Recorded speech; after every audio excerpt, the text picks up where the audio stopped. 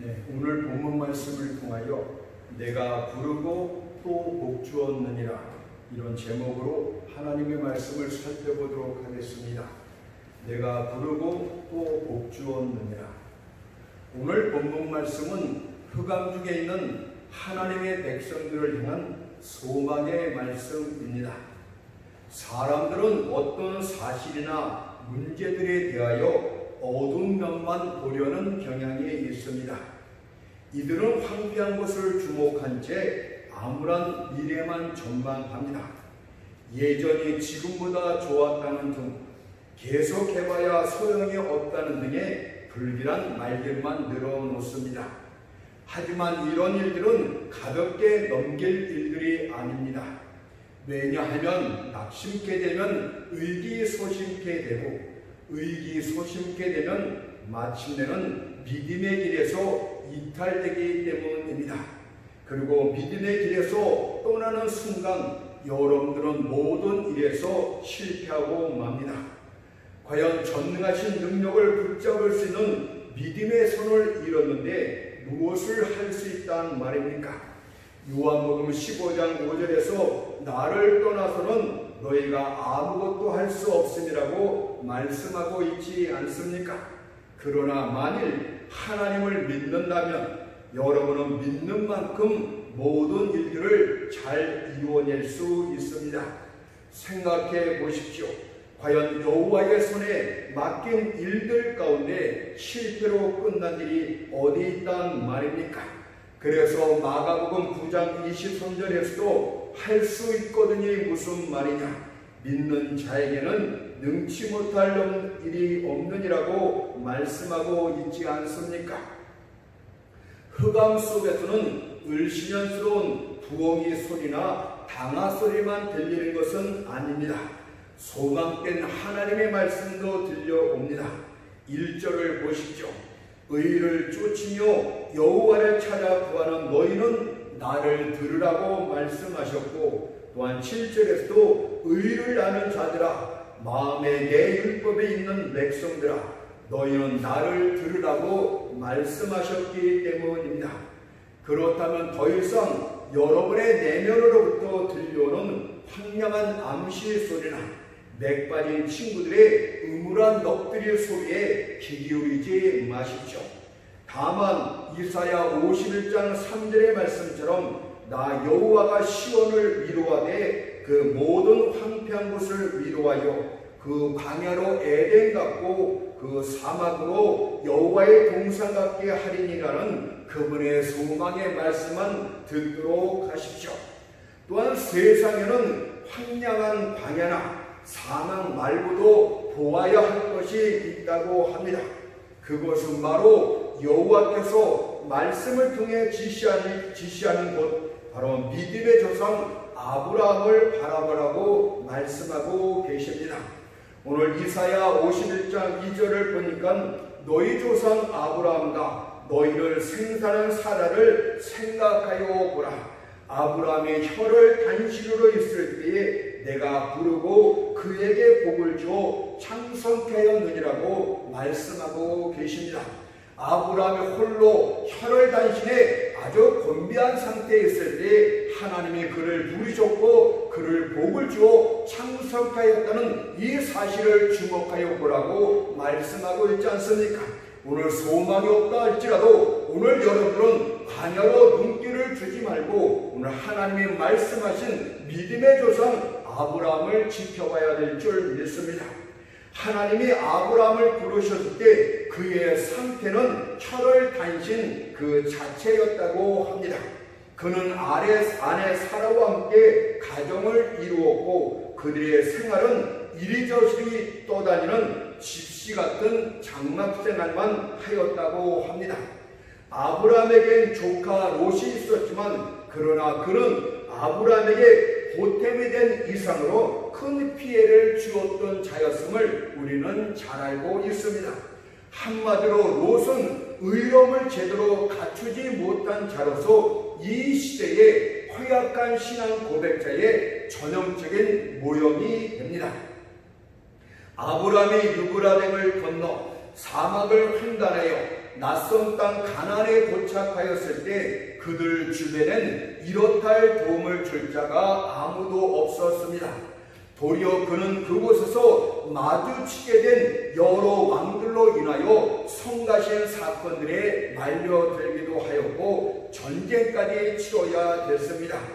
그랄 왕 아비멜렉이 아브라함의 아내 사라의 아름다움을 보고 사라를 아내로 취하여 간 사건에 휩쓸리기도 하였고 조카 롯 때문에 북방 왕들과 전쟁을 치러야만 했습니다.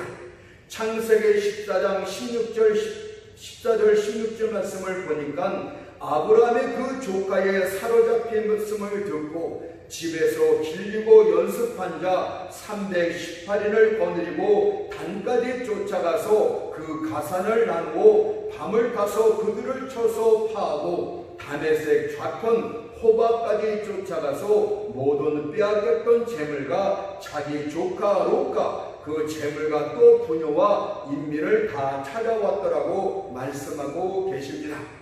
아브라함의 가나안 땅에서의 혈혈단신의 생활은 정말 힘들고 거칠었습니다. 그는 계속되는 떠돌이 장막 생활을 견뎌야 됐고 그로 인한 삶의 불편함까지도 참고 견뎌야만 됐습니다. 하지만 그는 살림이 궁핍해진 것과 집시처럼 팔레스타인을 유랑하는 것도 다 하나님의 뜻이라고 믿었기 때문에 그 모든 힘든 일들을 기꺼이 받아들일 줄 알았습니다. 하나님께서는 이런 아브라함에게 다음과 같은 천잠의 축복을 약속하십니다. 창세기 12장 2절 말씀을 보니까 내가 너로 큰 민족을 이루고 네게 복을 주어 내 이름을 창대케 하리니 너는 복의 근원이 될지라. 그리고 이 같은 축복의 약속은 그가 혈혈단신의 생활을 하는 동안 반복해서 주어지게 됩니다. 창세기 13장 16절을 보니까 또 이렇게 반복해서 말씀하세요. 내가 네 자손으로 땅의 티끌 같게 하리니 사람이 땅의 티끌을 능히 셀 수 있을진데 네 자손도 세리라. 또 창세기 15장 5절에 가면 또 반복해서 말씀하십니다. 하늘을 무로로 묵별을 셀 수 있나 보라. 또 그에게 이르시되 네 자손이 이와 같으리라. 또한 창세기 17장 2절을 보면 또 약속하십니다. 내가 내 언약을 너와 나와 너 사이에 세워 너로 심히 번성케 하리라고 말씀하셨고 또 창세기 18장 18절을 보니까 아브라함은 강대한 나라가 되고 천하 만민은 그를 인하여 복을 받으리라고 거듭해서 약속을 말씀하고 계십니다. 하나님이 약속하셨다면 그 약속은 하나님에 의해서 절대적으로 보장이 되는 것입니다. 그럼에도 불구하고 반복해서 거듭해 확인시켜 주었다는 것은 반드시 그 약속이 성취되리라는 뜻이 됩니다. 하나님은 약속을 주신 다음에 그 약속을 반복해서 여러분들이 잊을만 하면 또 말씀하시고 잊을만 하면 또 말씀을 반복해서 하십니다. 그것은 하나님이 한 번만 약속하시고 반드시 성취될 것인데 계속해서 하는 것은 그것이 거짓이 아니고 진실되는 것을 말씀하고 계시는 것입니다. 사람들은 서로 약속했다가도 약속을 지키기 어렵게 되면 이런저런 핑계를 들어 일방적으로 약속을 파기합니다. 그러나 하나님은 약속한 것을 반드시 지키십니다.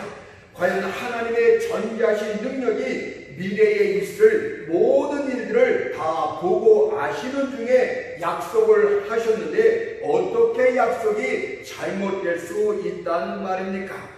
과연 모든 것을 자기 뜻대로 다 하실 수 있는 하나님의 전능한 능력이 약속을 보장하고 있는데 어떻게 약속이 안 이루어질 수 있다는 말입니까?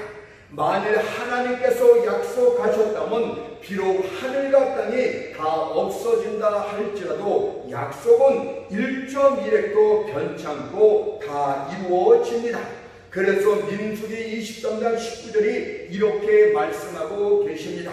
하나님은 인생이 아니시니 시건치 않으시고 인자가 아니시니 후회가 없으시도다.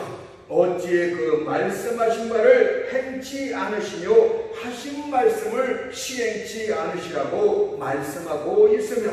그러므로 여러분들이 해야 될 일은 반드시 믿어야 되는 것입니다. 여러분들이 해야 될 일은 약속을 성취하는 일이 아니라 하나님의 주신 약속을 절대적으로 온전히 믿는 일, 이거 하나만 하면 되는 것입니다. 아브라함의 경우를 보게 되면 하나님이 약속하셨음에도 불구하고 약속이 오랫동안 성취되지 않았습니다. 그가 하나님의 약속을 받은 지 거의 30년이 지나갔지만 약속은 성취될 기미가 조금도 보이지를 않았습니다. 이제 아브라함의 나이 99세가 되었고 그의 아내 사라도 89세가 되어 인간적으로 볼 땐 그들 사이에서 아이가 태어나는 일은 불가능 그 자체였습니다. 그러나 그로부터 1년이 지난 아브라함 나이 100세 때에 마침내 약속의 첫 열매가 나타나게 되는데 아들 이삭의 탄생이었습니다. 그것은 기적 그 자체였다고 볼 수가 있겠습니다. 하나님의 약속의 성취는 한마디로 말해서 바로 기적 그 자체입니다. 왜냐하면 하나님은 인간들이 할 수 있는 일들은 약속하시지 않습니다. 그런 약속은 해봐야 영광도 받지 못하기 때문에 하나님의 약속은 인간의 손이 미치지 못하는 가운데 나타나는 것이 약속의 특징이라고 볼 수가 있습니다. 그래서 약속이 성취되었다는 것은 불가능이 가능하게 된 기적 그 자체라고 말씀드릴 수가 있는 것입니다. 어떻게 100세 된 아브라함의 죽은 몸으로부터 또한 90세 된 사라의 죽은 태로부터 아이가 태어날 수 있다는 말입니까? 그러나 사람들이 끝났다고 생각하는 그 시점이 바로 하나님의 시작됨을 믿으시기 바랍니다. 그러니 늦었다고 절망하지 마십시오. 모든 상황이 불가능하니 이제 다 끝났다고 불신적인 말도 하지 마십시오. 시편 33편 9절을 보니까 저가 말씀하시되 이루었으며 명하심에 견고히 섰다고 하였듯이 그분이 약속하신 것은 반드시 성취됩니다. 여러분들이 믿던 안 믿던 간에 여러분의 불가능이라고 아무리 말한다 할지라도 하나님은 약속하신 것을 넉넉히 이룰 수가 있습니다. 아브라함은 아들을 낳았을 때 얼마나 기뻤던지 그 이름을 이삭이라 지었습니다. 이삭이란 기쁨이란 뜻 아닙니까? 아들이 태어남으로 온 집안이 웃음으로 가득 찼다는 뜻입니다. 우리가 하나님의 약속이 성취되는 그날, 하나님의 약속의 첫 열매가 나타나는 그날, 우리 역시도 기쁨으로 온통 기쁨 중에 충만하게 이르게 될 줄 믿습니다. 창세기 21장 3절과 5절 6절 말씀을 보세요. 아브라함의 그 낳은 아들 곧 사라가 자기에게 낳은 아들을 이름하여 이삭이라 하였고 아브라함의 그 아들 이삭을 낳을 때 100세라 사라가 가로되 하나님이 나로 웃게 하시니 듣는 자가 다 나와 함께 웃으리로다. 그렇다면 혈혈단신 가운데 있는 하나님의 교회와 성도들이여, 여러분들 역시도 낙심치 말고 믿음의 소망을 가져야 될 줄 믿습니다. 왜냐하면 여러분도 얼마든지 아브라함 같은 믿음이 있게 되면 아브라함 같은 창성함의 축복을 반드시 받을 수 있기 때문입니다. 아브라함이 어떤 사람인지 아십니까? 세상 시선을 끌만한 그런 위대한 인물이 절대 아니었습니다. 그는 단지 가나안 땅을 유랑하며 장막생활을 하는 사람에 지나지 않았습니다. 또한 그는 나이 많은 늙은 사람이었습니다. 그럼에도 불구하고 하나님께서는 그 보잘것없고 볼품없는 아브라함을 부르시고 그에게 복을 주어 그를 창대케 하셨다고 합니다. 이처럼 하나님께서는 비록 원인이 초라하고 보잘것없을지라도 얼마든지 엄청난 결과를 일으킬 수 있는 전능한 하나님이라는 것을 기억해야 될 줄 믿습니다. 그러니 혈혈단신 가운데 있다 할지라도 수단이 없다는 등 가능성이 없다는 등 자신은 초라해서 볼품이 없다는 등 이런 말들을 하지 마십시오. 그것과는 상관없이 하나님이 얼마든지 믿음이 있는 자를 창대케 하실 수 있다는 사실을 믿어야 될 줄 믿습니다. 왜냐하면 본문이 주는 핵심적인 교훈은 창담의 축복은 바로 창담의 축복과 관련해서 숙고할 대상은 여러분들 볼품없는 여러분들이 아니고 바로 하나님이시라는 것을 가르쳐주고 있습니다. 여러분들은 창담을 받을 만한 자격도 조건도 능력도 처음부터 없었습니다. 여러분들 그저 보잘것없는 혈혈단식의 장막생활하는 십시에 불과했습니다. 하나님이 일방적으로 택하여 부르셨고 하나님이 일방적으로 복을 주셨고 하나님이 일방적으로 창대케 하셨다는 하나님이 숙고할 대상이지 네 자신이 아니라고 말씀하고 있습니다. 그런데 우리들은 바보처럼 자꾸 자기 자신을 돌아보게 됩니다. 내가 나이가 많아서 내 주변 상황이 어려워서 여러분들 아브라함은 철혈단신 같은 주변 상황이 가장 열악했어요. 그와 함께하는 자는 아무도 없었어요. 조카롯이 있었지만 그는 오히려 고통만 주는 사람에 불과했습니다. 그러나 하나님은 일방적으로 아브라함을 선택하고 아브라함을 복어주시고 하나님의 큰 영광을 받으셨다는 것을 우리는 기억해야 됩니다. 하나님은 자신이 하고자 하시는 일은 무엇이든지 다 하실 수가 있습니다. 과연 누가 그분이 일하고자 하실 때 그 팔을 멈추게 할 수 있다는 말입니까? 홀로 세상을 창조하셨던 하나님께서는 얼마든지 여러분들을 바로 혈혈단신의 여러분들을 창대케 하실 수가 있습니다. 하나님은 얼마든지 작은 교회를 크게 부흥케 하실 수가 있습니다. 하나님이 하시는 것이라고 오늘 내가 불렀고 내가 복졌고 내가 참석케 했다고 하나님이 내가라는 단어에 주목하고 그것을 집중하라고 말씀하고 있지 않습니까? 그러면 우리는 믿음만 가지면 되는 것이 하나님은 반드시 하실 수가 있어. 모든 상황에 불가능한 일이지만 하나님은 하실 수가 있어. 이 믿음이 바로 창담을 받을 수 있는 축복의 조건이 됩니다. 특히 교회와 관련해서 많은 작은 교회들이 밝은 내일을 기대할 수 없다며 낙담하고 있습니다. 이들 교회들은 수확이 끝난 후 죽게 되는 포도 나달처럼 적은 무리를 보는 중에 열왕기상 19장 10절 말씀처럼 오직 나만건을 하면서 탄식만 하고 있습니다. 그러나 교회에 무리가 적다고 해서 혈혈단신의 열악한 상태에 있다고 해서 부흥하지 못하는 것은 결코 아닙니다. 바로 여러분의 주목의 대상이 아니고 여호와가 주목의 대상이기 때문입니다. 왜냐하면 아브라함과 사라 두 사람으로부터 큰 민족을 이루게 하신 그 하나님이 교회 가운데 여전히 함께하고 계시기 때문입니다. 사실 따지고 보면 처음부터 큰 교회로 시작한 교회가 어디 있다는 말입니까? 거인들도 어미의 태로부터 나올 때는 주먹만한 작은 갓난아이로 태어난다는 사실을 잊지 마십시오. 점점 자라서 거인이 된 것이 아닙니까? 마가 다락방에 모였던 최초의 하나님의 교회를 보십시오. 그때의 교회는 어린아이라도 셀 수 있을 만큼의 적은 무리였습니다. 그러나 성령의 불같이 바람같이 교회 가운데 임하는 그 순간에 그날 하루에만 3,000명의 숫자로 급속히 증가했다는 것을 성경이 증거합니다. 사도행전 2장 41절 말씀 보니까 이날의 제자의 수가 3,000이나 더하더라.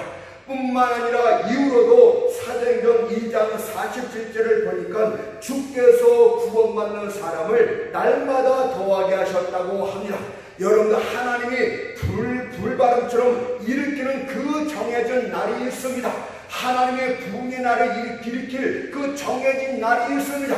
그 날이 돌아오는 그 순간에 모든 것은 급속히 증가하게 된다는 사실을 믿어야 될 줄 믿습니다. 아브라함도 30년을 기다렸던 사실을 여러분들은 놓쳐서는 안 됩니다. 그때 세상 모든 나라들은 하나님의 교회가 그토록 급성장한 데 대해서 크게 놀라워하지 않았습니까?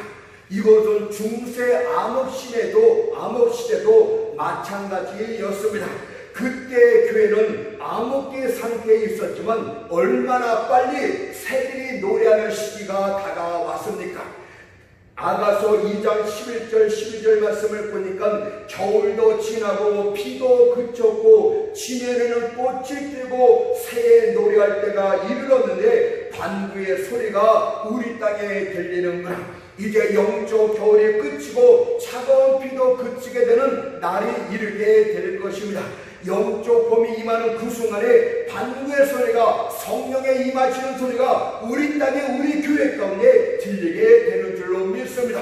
그때가 바로 부흥의 시작입니다. 하나님께서 그때 그의 충성된 종 루터를 부르셨고 그를 통해서 교회를 새롭게 하시고 다시금 급성장시켰다는 사실을 우리는 역사 가운데서 살펴볼 수가 있습니다.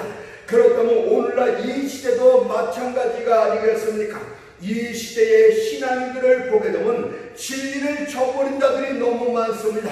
또한 신학을 흙감태기처럼 내동댕이 치는 자들도 너무 많습니다. 교회 안에는 거짓 가르침들이 미사용으로 포장되어 사람들의 의식을 어지럽히고 있고 교악하고 불경한 것들이 교회 강단을 점령한 채 영혼들을 갉아먹고 있습니다. 복음이라고 겉포장을 하고 있지만 내용을 보게 되면 인간들이 제멋대로 생각하는 자기 주장 위에는 아무것도 없어요.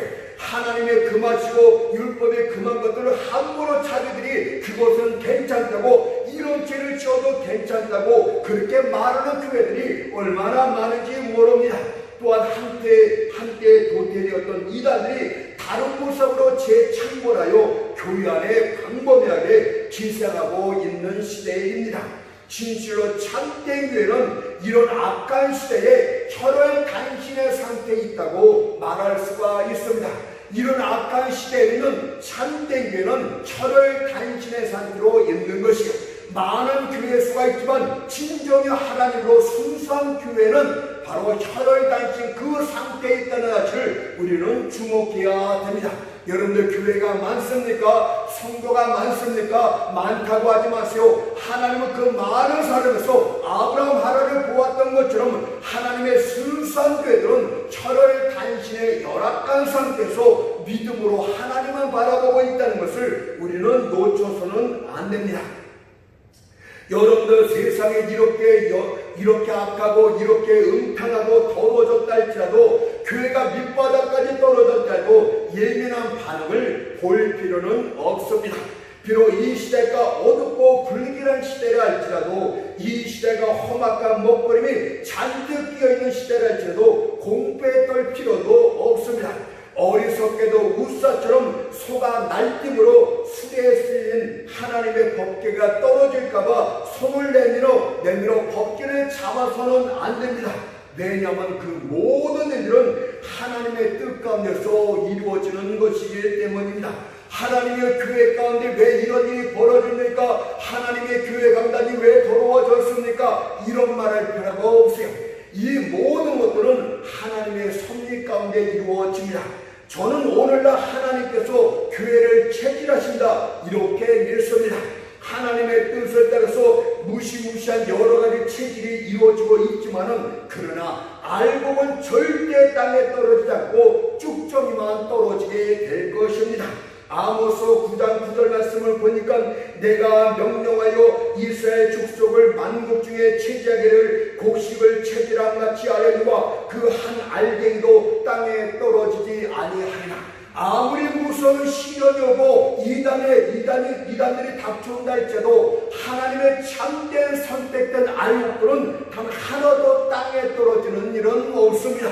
다 쭉정이들만 날아갈 뿐이지 알곡은 떨어지지 않는다고 하나님이 말씀하셨다면 믿어도 됩니다. 또한 하나님께서는 이 시대에 한국교회를 이끌어갈 자들을 다시 세울 것입니다. 아브라함 같은 형의 사람을 만드신 후 그들을 교회 기둥으로 다시 세워줄 줄 믿습니다. 과연 오늘날 진리가 이렇게 위협받고 있는데 어떻게 진리의 파수꾼을 세우지 않는단 말입니까? 저는 확실하건대 이게 반드시 하나님의 말씀을 외칠, 광야에 외치는 자의 소리가 나타나게 될 것이, 진리의 파수꾼이 나타나게 될 것이요, 그도 진리의 고전자를 통하여 굽어진 것들이 뭔가를 깨닫게 만들어 주실 것이요, 하나님의 훈련하고 연습시킨 믿음의 사람 아브라함이 나타나게 될 것입니다. 이 아브라함을 통해서 하나님은 교회를 다시금 창조케 만드실 줄 믿습니다. 이 아브라함을 통해서 하나님은 자기의 한 가지 목적을 성취해 나갈 줄로 믿습니다. 그것이 바로 오늘 본문에 주는 말씀이라는 것을 기억하도록 하세요.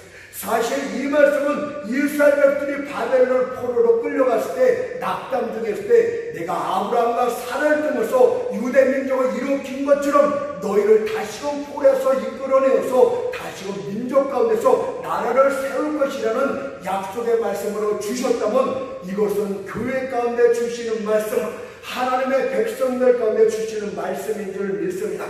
따라서 우리는 오늘 본문 말씀을 통하여 창성케 하셨다는 하나님의 약속과 관련하여 다음 같은 두 가지 사실을 살펴보도록 합니다.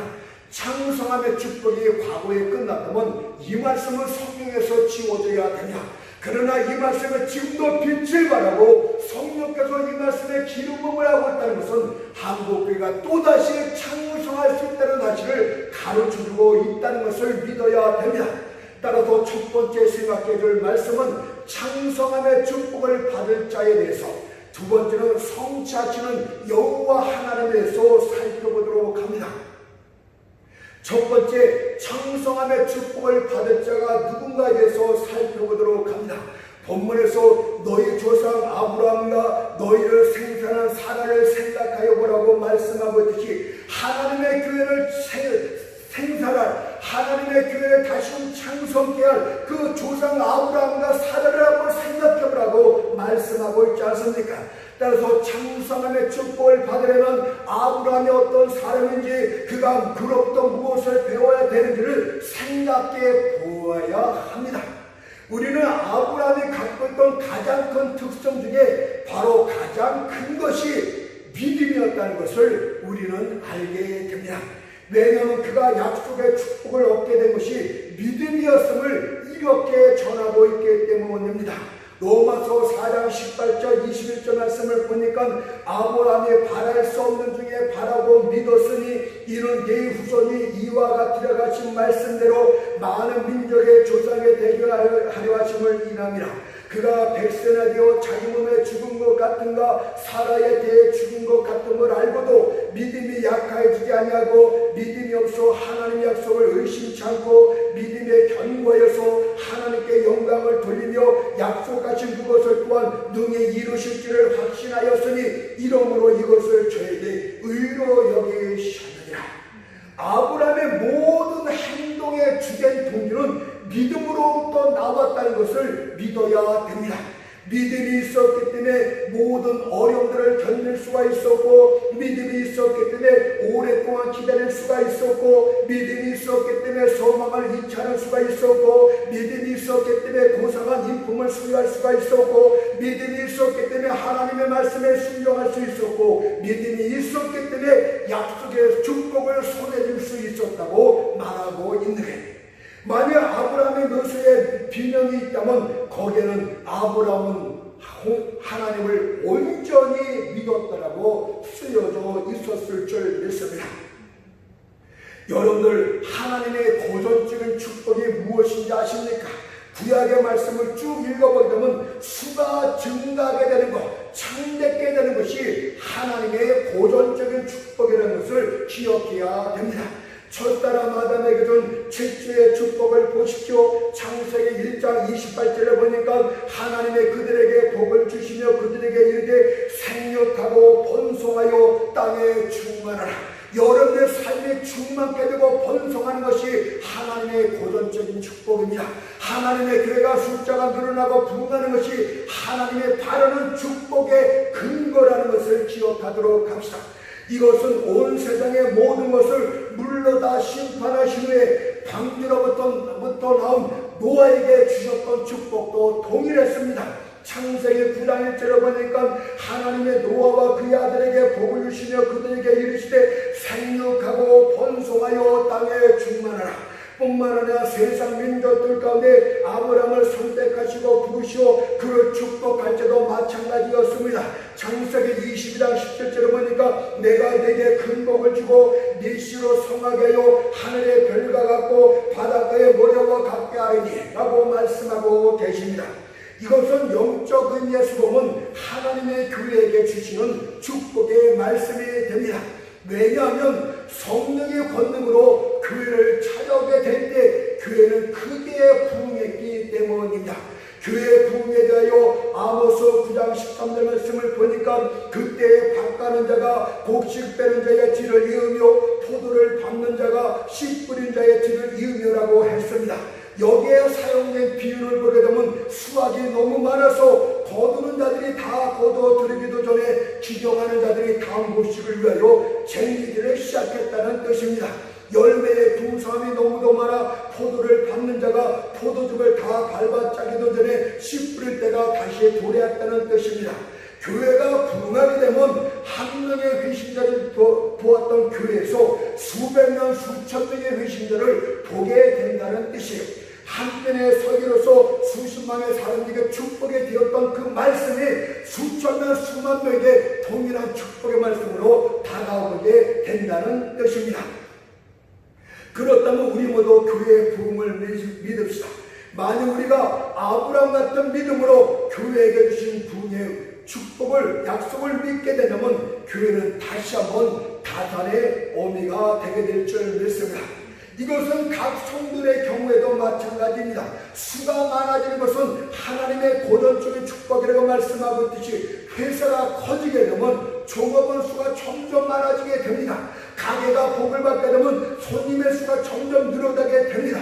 이런 축복, 창담의 축복은 하나님이 주시는 축복이라는 것을 기억해야 될 줄 믿습니다. 자, 그렇다면 이런 창담의 축복은 누구에게 오게 되는 것입니까? 오늘 본문의 말씀처럼 아브라함과 같은 자가 창담의 축복을 받게 됩니다. 다시 말해서 믿음의 사람만이, 하나님을 온전히 믿는 사람만이 창대함의 축복을 받게 됩니다. 여러분들 온전히 믿는 것은 끝까지 믿어야 되는 거예요.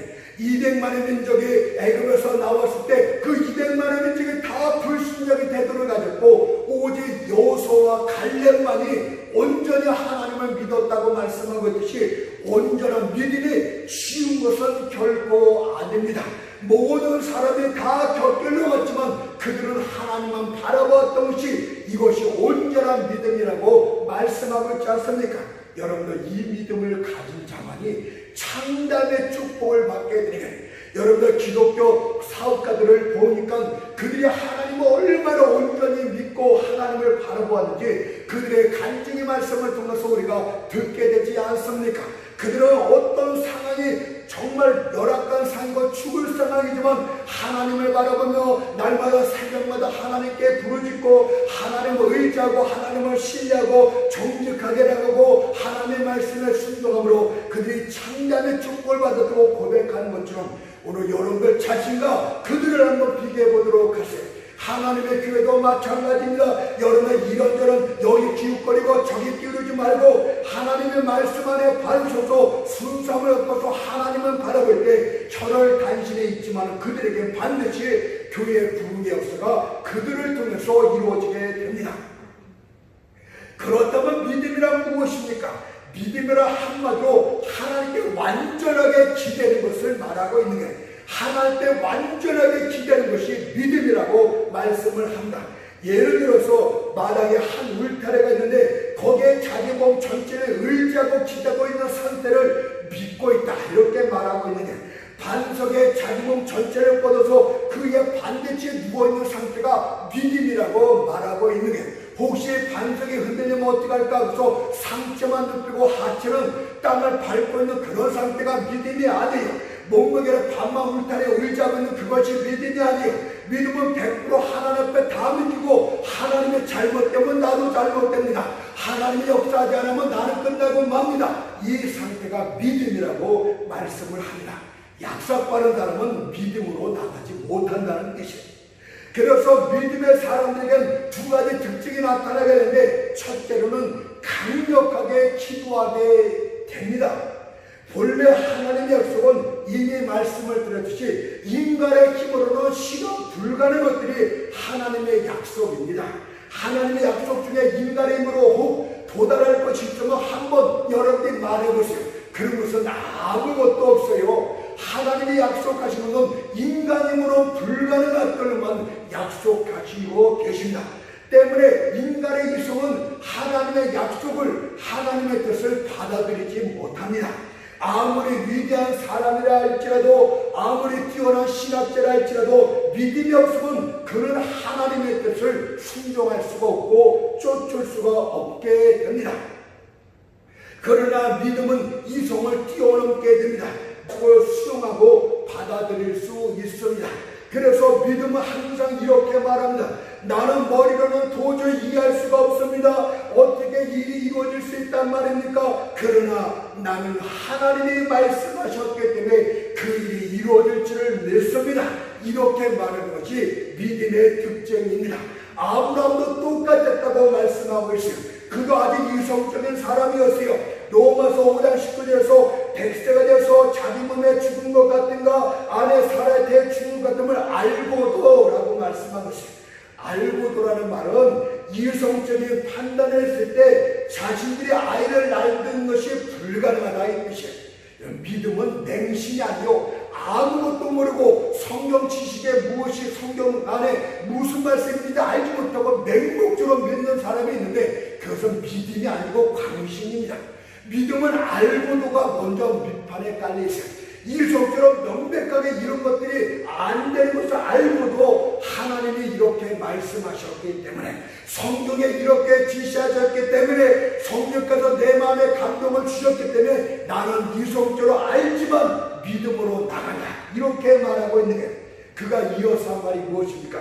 내가 알고도 라고 말한 다음에 로마서 5장 19절 20절 말씀을 보니까 믿음이 약하여지지 아니하고 믿음이 없어 하나님의 약속을 의심치 않고라고 했어요. 이성은 아무리 벌도 이것은 도저히 이루어질 수 없는 일이라고 하지만 그는 그래도 믿음이 약해지지 않고 알고 있지만은 믿음이 없어서 하나님의 약속을 의심치 않았다고 합니다. 여러분, 이것이 믿음의 지식. 믿음의 사람은 아주 냉철한 이성적인 사람이면서도 그러면서도 한 걸음 더 나가 하나님의 영역간에 들어가는 믿음을 갖고 있는 특징을 갖고 있어요.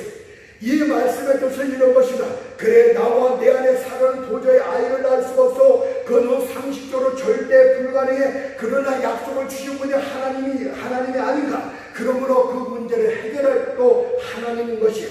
그러기에 불가능한 난제들은 내가 해결할 것이 아니고 약속을 주신 하나님이 해결할 일이야. 아브라함은 이렇게 믿었다는 이야기예요. 여러분들 이런 믿음이 있습니까? 이런 믿음이 진짜 믿음이고, 그래서 믿는 자들은 기도를 하게 됩니다. 왜냐하면 그 일은 내가 할 수 있는 일이 아니고 하나님만이 할 수 있는 일이기 때문에 약속을 믿는 자들은 반드시 하나님 앞에 기도합니다. 하나님이여, 하나님이 약속하지 않았습니까? 그러니 하나님이 이루어 주실 줄을 믿습니다. 나는 하나님이 이루어지기를 온전히 믿습니다. 그러니 속 이루어 주시옵소서. 하나님도 약속과 관련해서 그렇게 하라고 말씀하셨어요. 에스겔 36장 37절 말씀하니까 이스라엘 족속이 이와 같이 자기들에게 이루어 주기를 내게 구하여야 할지라.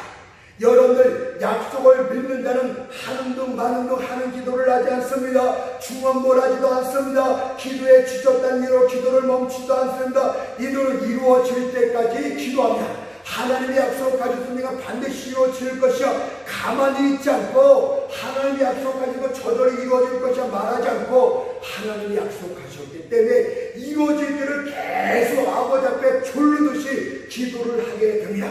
특히 이루어지기를 내게 구하라고 말씀한 것이 이들은 약속을 부여잡고 계속해서 변론하듯이 이루어 주시옵소서, 하나님이 약속하시더니 이루어 주시옵소서, 이렇게 변론하듯 기도한다고 합니다.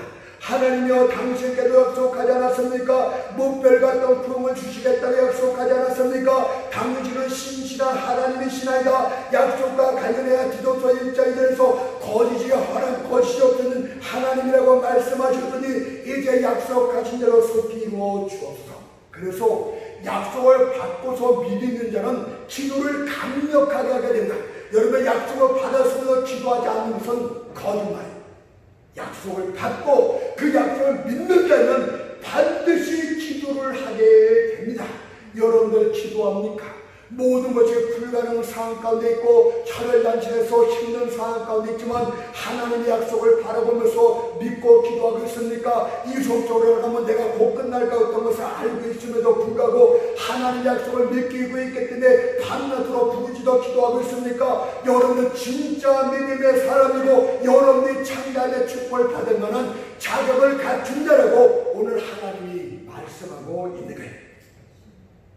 두 번째로 믿음은 기다릴 줄 안다고 말씀하고 있습니다. 과연 하나님의 약속이 정한 때에 반드시 이루어짐을 믿고 있는데 어찌 기다리지 않을 수 있단 말입니까? 우리는 하나님의 약속이 하나님의 정한 때 반드시 믿어요. 근데 왜 기다리지 않는단 말입니까? 기다리지 않는다는 것은 믿지 못한다고 말씀하고 있어요. 아브라함도 오래 참고 기다리면서 약속을 받았다고 히브리서 6장 15절이 말합니다. 저가 이같이 오래 참아 약속을 받았느냐. 여러분, 특별히 아브라함에게 오래 참아라는 단어를 기입하고 있다는 것을 잘 주목해야 됩니다. 하나님의 약속은 건설을 그냥 오는 것이 아니고 오래 참아 여러분의 모든 것을 다 내려놓고 하나님은 절대적으로 의지하는 그 상황까지 오래 참아 100세가 되어서 인간이 할 수 있는 모든 상황들을 다 끝난 상태까지 오래 참고 기다릴 때 약속을 받았다고 합니다. 그러나 믿지 않는 자들은 기다리지를 않습니다. 이들은 기다릴 수도 없고 기다리려고 하지도 않습니다. 이들에게 있어도 시간은 항상 현재밖에 없습니다. 따라서 어린아이처럼 입자는 과실을 따르고 손을 냅니다. 그렇지만 그들은 그 과실을 따지만 먹을 수가 없어요. 약속을 받지 못한다 이 뜻입니다. 왜냐하면 모든 일들은 그러나 믿음의 사람은 기다립니다. 모든 일은 하나님의 정한 때에 이루어짐을 믿고 있기 때문에 그들은 기다립니다. 전도서 3장 1절 말씀 보세요. 천하의 범사가 기한이 있고 모든 목적이 이룰 때가 있나니 지금 너희가 이해하지 못하고 알지 못하지만 하나님의 때가 이룰 때 다 이해하게 될 것이라고 말씀하고 있지 않습니까? 목적이 익을 때, 목적이 무익을 때까지 너희가 참고 기다려야 된다. 내가 너희를 왜 그렇게 하였는지, 내가 너희를 왜 고난 가운데 던졌는지, 내가 너희가 속히 이루어지지 않았는지 그때를 알 때가 있을 것이라고 말씀하고 있는 것 아닙니까? 아브라함을 보십시오. 그는 75대 약속을 받았습니다. 그러나 약속 성취 때까지 거의 30년을 기다려야 됐어요. 농부를 보세요. 그는 열매를 얻을 때까지 길이 참고 기다립니다. 그의 기다림은 합리적 아닙니까? 만일 거둘 것이 없으면서 기다리고 있다면 그는 바보입니다.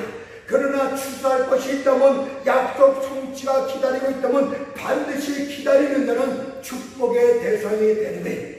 그리고 추수 때가 되면 그런 지금까지의 모든 수고와 기다림을 마치 어린아이가 세상에 태어날 때 어머니의 진통처럼 여기게 될 것입니다.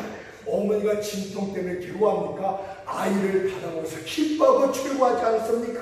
우리의 모든 아픔과 수고도 그와 같다 이 뜻입니다. 그러니 길이 참고 기다리도록 하세요.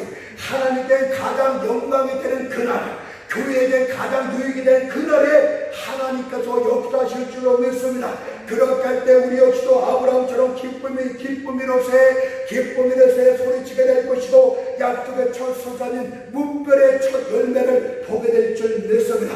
그것이 다니엘서 10장 10절에서 끝날에는 네 업을 누릴 것이다.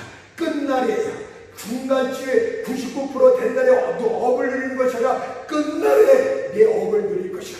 하나님은 정확해서 하루도 더 빨리 이루지 않는다는 것을 우리는 주목해야 됩니다.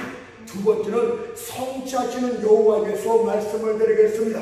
아브라함에 대한 하나님의 약속 성취와 관련해서 우리의 생각의 초점은 이미 말씀하였듯이 여호와 하나님이 우리의 생각의 초점이 되어야 됩니다. 왜냐하면 아브라함이 혈혈단신인데 있을 때 내가 불렀고 내가 그에게 복을 주었고 내가 그에게 창성케 하였다고 말씀하고 있듯이 하나님이 중심이기 때문입니다. 여호와 하나님은 알파와 오메가가 되시듯이 약속을 주시는 이도 여호와시고 약속을 성취하신 이도 여호와이십니다.